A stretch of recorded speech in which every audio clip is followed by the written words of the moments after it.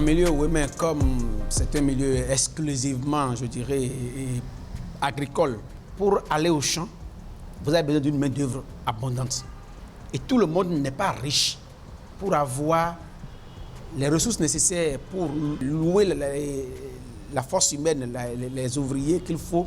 Et pour pallier cette difficulté liée à l'agriculture, les gens ont initié une sorte de tontine, mais pas une tontine économique, mais une tontine de ressources humaines, où celui qui a envie de travailler, qui n'a pas beaucoup de main-d'œuvre, qui n'a pas les ressources qu'il faut, il s'associe à d'autres. Ils peuvent être 5, 10 ou 20, ça dépend de leur solidarité, à d'autres qui, de manière rotative, comme on le fait pour les tontines, vont travailler pour un et pour l'autre. On appelle ça à Diolo.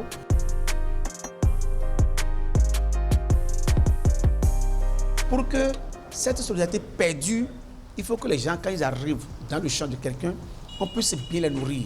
Et le plus souvent, c'est un ou deux, au moins 2 repas par jour. Le matin, ils prennent un repas qui est un repas consistant. Après, ils prennent notre repas. Et si l'un des membres est assez généreux, dans la soirée, il donne encore quelque chose à manger aux gens. Il y a le chant, il y a les rigolades, on s'amuse, on se taquine, on se raconte les belles histoires et on oublie même qu'on travaille. Le travail devient très facile et agréable. Alors que si vous étiez seul, vous êtes là ennuyé et le travail vous fatigue assez facilement.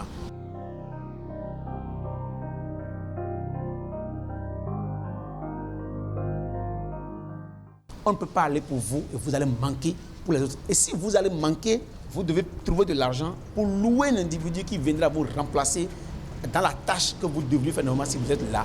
Mais si quelqu'un manque, la personne a tendance à casser le groupe.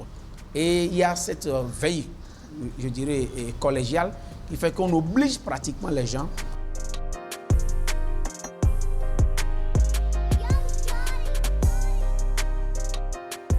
C'est pour lutter contre des vices sociaux qu'on a institué cette culture. Mais aussi, c'est une question de solidarité dans un peuple. Et ça aussi consolide les liens de familiarité, d'amitié dans la communauté. Parce que ceux qui sont ensemble pour travailler ensemble sans argent, ils sont liés par une solidarité qui ne dit pas son nom.